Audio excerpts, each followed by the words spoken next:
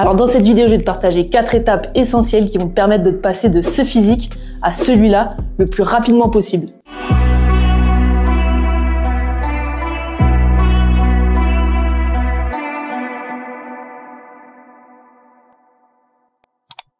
Si tu es toujours là après l'intro, c'est que tu es débutant et que tu cherches des astuces, des conseils pour essayer d'éviter de perdre du temps dans ta pratique. Après, si t'es pas débutant et que tu es encore là, donc je sais pas ce que tu fous là, mais si tu veux, j'ai plein d'autres vidéos que tu peux aller voir qui sont intéressantes pour les personnes qui ont un niveau plus avancé. Sinon, tu peux rester. Après, moi, j'ai pas à juger comment tu gères ton temps, hein. Donc pour reprendre dans cette vidéo, je vais te partager le plan d'action que je mettrais personnellement en place si je devais tout recommencer à zéro, en ayant bien évidemment les connaissances que j'ai aujourd'hui après 8 ans de pratique et un diplôme de coach. Alors c'est un plan d'action très simple. De mon point de vue, t'as pas besoin d'avoir des connaissances incroyables pour pouvoir progresser dans ta pratique. J'ai rien de plus que toi si ce n'est le diplôme, mais n'en déplaise à certains, je pense pas que c'est avec ce qu'on apprend lors du diplôme de coach qu'on peut faire ses premiers progrès en allant à la salle. Moi, je veux péter le bise de personne, mais c'est ce que je pense vraiment. Après, pour moi, il y a quand même quelques bases à avoir et j'ai réussi à t'en sortir 4 qui pour moi sont essentielles de mettre en place très rapidement quand tu commences la musculation et qui vont te permettre d'avoir des bases solides pour pouvoir construire l'avenir de ta pratique. Donc on commence directement avec la première étape et ça va être d'essayer de trouver des points de référence.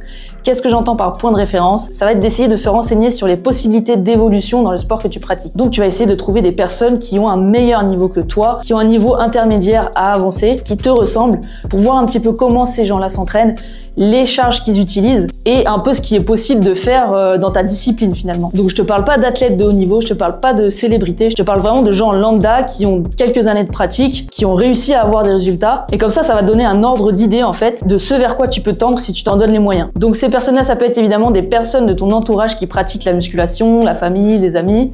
Ça peut être quelqu'un à la salle de sport que tu fréquentes.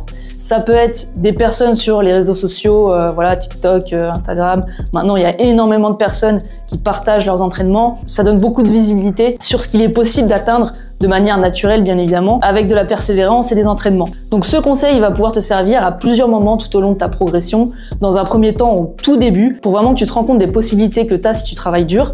Et plus tard, quand tu auras commencé à faire des progrès, il y a plein de moments dans ton parcours en musculation où tu vas atteindre des plateaux, tu vas stagner, etc.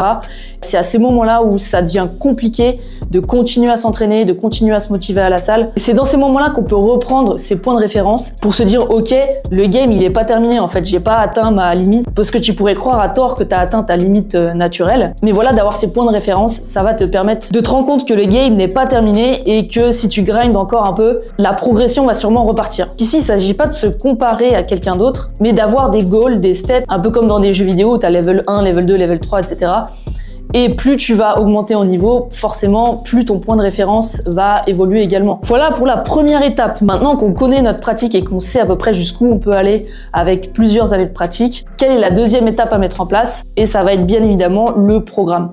Donc moi, je vais pas te donner un programme tout fait, parfait, etc. à suivre à la lettre, mais je vais te donner un conseil pour que tu puisses toi-même créer ton propre programme, qu'il soit composé de 2 séances par semaine, de 3 ou de 4 ou de 5 séances par semaine, peu importe. Avec ce seul conseil que tu peux appliquer au programme que tu vas te créer, ça va te permettre de maximiser tes gains. Et ce conseil, il est très simple, c'est de travailler chaque groupe musculaire minimum 2 fois par semaine. Je vois trop de pratiquants débutants qui travaillent un groupe musculaire qu'une seule fois par semaine et c'est clairement pas suffisant en fait. En préparation physique, on a ce qu'on appelle l'effet de surcompensation, c'est vraiment la base, c'est ce qu'on t'apprend en BPGEPS, en STAPS, c'est sur ce principe que repose la plupart des programmations de n'importe quel sport. Ce principe c'est quoi? C'est que quand tu vas faire ton entraînement 1, forcément tes capacités physiques vont s'amoindrir parce que tu te seras fatigué pendant cet entraînement, tu auras créé des dommages corporels sur tes muscles, etc. Tu auras engendré de la fatigue. Donc à partir du moment de ton premier entraînement, tes capacités physiques s'amenuisent jusqu'à ce que tu puisses les récupérer avec la récupération tout simplement. Donc en mangeant bien, en dormant bien.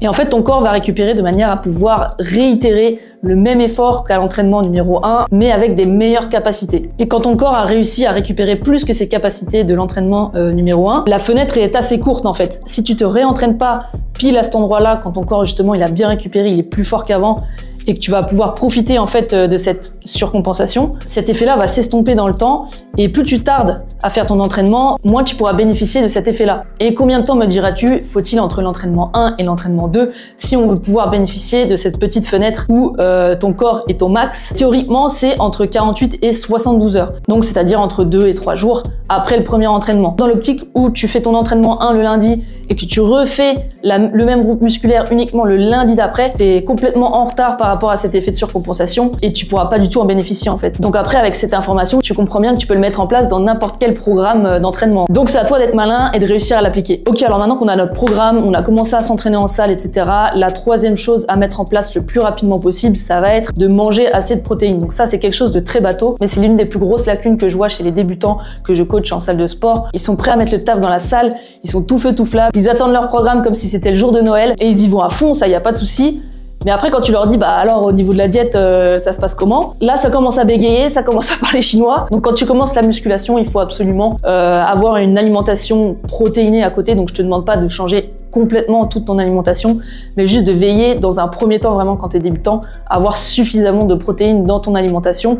C'est comme si tu essayais de péter une maison et que tu voulais la reconstruire mais que tu n'avais pas assez de briques. Donc forcément, ta maison elle va pas être solide quoi. Donc après, le consensus, c'est de se dire d'avoir un gros minimum de 1,5 g de protéines par kilo de poids de corps par jour. Donc ça, c'est vraiment pour les débutants, encore une fois, qui n'ont pas forcément de diète et qui savent pas forcément s'alimenter. Personnellement, je conseillerais pas d'aller jusqu'à 2 grammes pour ces personnes-là parce que c'est déjà difficile de mettre en place ton programme, d'aller t'entraîner régulièrement à la salle, de changer ton alimentation. Donc si en plus je te demande d'être super exigeant et d'avoir 2 grammes de protéines par kilo de poids de corps, tu vas exploser en route quoi. Donc minimum 1,5 g de protéines par kilo de poids de corps. Donc on arrive à la quatrième et dernière étape qui va te permettre de pouvoir passer de débutant à un niveau intermédiaire, voire avancé le plus rapidement possible. Et c'est donne tout à la salle frérot. Quand t'arrives le jour J pour faire ton entraînement, t'as un niveau de forme qui est différent d'un jour à l'autre. En fonction de ton niveau de forme de la journée, il faut que tu fasses le maximum à l'instant T. Donc ça veut dire que tu mets les poids les plus lourds possibles, tu vas au bout de tes séries et tu sors de la salle en brouette en fait. C'est un conseil qui paraît peut-être évident, mais honnêtement quand je regarde les pratiquants s'entraîner en salle de sport, honnêtement il y a au moins 70% des pratiquants qui font les choses qu'à moitié quoi. Ils viennent parce qu'il faut venir, mais ils font les mouvements qu'à moitié, ils croient pas à leur séance, ils partent, ils ont même pas transpiré une seule goutte. Il y en a même qui viennent me demander d'augmenter le chauffage parce qu'ils ont trop froid. Mais on est où là? On est où? Si tu bosses dur, t'as chaud frère, c'est comme ça, c'est tout. Donc forcément, si t'as passé une nuit de merde, si t'étais malade, si ceci, si cela, ton niveau de forme il sera un petit peu moindre, mais tu fais quand même au maximum de tes capacités ce jour-là. Et il y a que comme ça en fait que ton corps il va comprendre que tu es en train de le matraquer et qu'il faut absolument qu'il s'adapte pour pas subir le prochain entraînement. Bon bah voilà, tu as toutes les cartes, toutes les clés en main pour pouvoir progresser le plus rapidement possible.